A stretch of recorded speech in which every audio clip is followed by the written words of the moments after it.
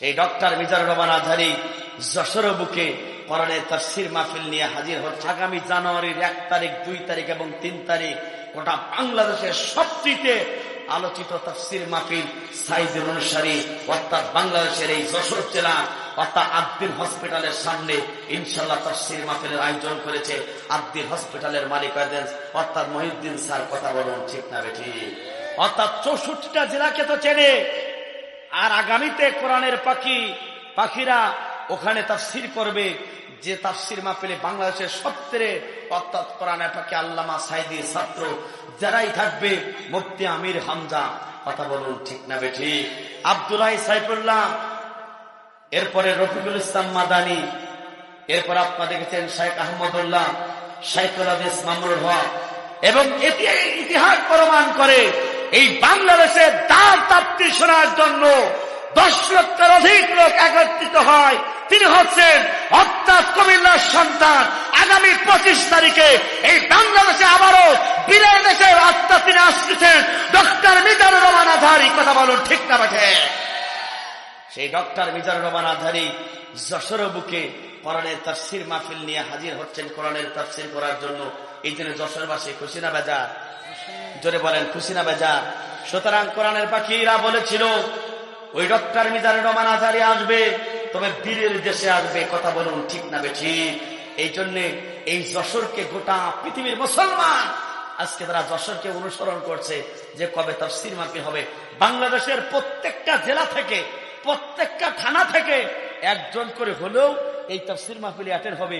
এই জন্য আপনারা খুশি না বেজা? আমরা চাই এই বাংলাদেশের যশোর জেলাকে ইসলামী আন্দোলনের ঘাঁটি হিসাবে চিনত। আর এবার ইনশাল্লাহ এই যশোরের মাটি থেকে বাংলাদেশের কোরআনের পার্লামেন্টের সেই বীজ বপন আগামী 1, 2, 3 তারিখ থেকে হবে। কথা বলুন ঠিক না বেঠিক? এই জন্য সেই তাফসীর মাহফিলে কারা কারা অংশগ্রহণ করবেন দুহাত তুলে আল্লাহকে দেখান। লিল্লাহে তাকবীর, লিল্লাহে তাকবীর। লক্ষাধিক মানুষ হবে না, কত লক্ষ হবে ওটা আল্লাহ পাকই ভালো জানে। যদি আপনার ওই তাফসীর মাহফিলে যদি আপনার শুনতে চান, সকাল সকাল চলে যাবেন। এই জন্য যশোরের অর্থাৎ যশোর জেলাকে ইতিহাসের একটি অন্যতম দিন হবে। সেই দিন ডক্টর মিজানুর রহমান আজহারীকে যে তাফসীর মাহফিল থেকে অর্থাৎ জালিমরা বিদায় গ্রহণ করিয়েছিল, সেই জালিমরা আজকে পালাইছে নিজের শ্বশুর বাড়ি।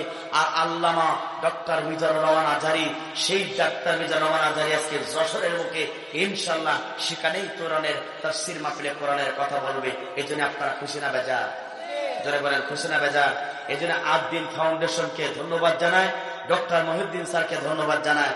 আর সার্বিক সহযোগিতা আছেন এই যশোরের কৃতি সন্তান ঠিকানা টিভির সম্মানিত কালচারাল চেয়ারম্যান, আমার অত্যন্ত শ্রদ্ধেয় ব্যক্তিত্ব, বাংলাদেশের এক অন্যতম আলোচক জনাব কবির বিন সামাস, যিনি অত্যন্ত মনিটরিং করছেন এই অনুষ্ঠানকে শারীরিকভাবে।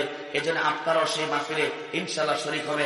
আল্লাহ পাক আগামী জানুয়ারির 1, 2 এবং 3 তারিখে ডক্টর মিজানুর রহমান আজহারী, মুফতি আমির হামজা, শেখ আহমদুল্লাহ, আব্দুল্লাহ সাইফুল্লাহ এবং আপনার মামুনুল হকের এই তাফসীর মাহফিলটাকে আল্লাহ পাক এই বাংলাদেশে কবুল করুক। ইনশাআল্লাহ ইসলাম প্রতিষ্ঠার জন্য যেন এই ময়দান থেকে ইসলামের পতাকা উদ্গম হোক। চিৎকার করে বলেন আল্লাহুম্মা আমিন। আজহারী আবার আসবে ফিরে কোরআনের ময়দানে, আমির হামজা সুর শোনাবে ও জিয়ার গানে। আজহারী আবার আসবে ফিরে কোরআনের ময়দানে, আমির হামজা সুর শোনাবে ও জিয়ার গানে। গোটাদের জোরে বলবে কথা কোরআন হাদিস দিয়ে, গোটাদের জোরে বলবে কথা কোরআন হাদিস দিয়ে। কোরআনের পাকে চেনা জানা সুরে আবার যাবে ডেকে, আসবে রে সেই দিন, আবার আসবে রে সেই দিন, আসবে রে সেই দিন, আবার আসবে রে সেই দিন। আজহারী আবার আসবে ফিরে কোরআনের ময়দানে, আমির হামজা সুর শোনাবে ও জিয়ার গানে। গোটাদের জোরে বলবে কথা কোরআন হাদিস দিয়ে, গোটাদের জোরে বলবে কথা কোরআন হাদিস দিয়ে। কোরআনের পাকে চেনা জানা সুরে আবার যাবে ডেকে। আসবে রে সেই দিন, আবার আসবে রে সেই দিন, আসবে রে সেই দিন, আবার আসবে রে সেই দিন। কত মাস গেল, কত দিন গেল, যাবে কতটা বছর, স্বপ্ন দেখি রাত্রে কেটে আসবে শুভ্র ফজর। কত দিন গেল, কত রাত গেল, যাবে কতটা বছর, স্বপ্ন দেখি রাত্রে কাটে আসবে শুভ্র ফজর। কথা বলুন, ঠিক না বেঠিক?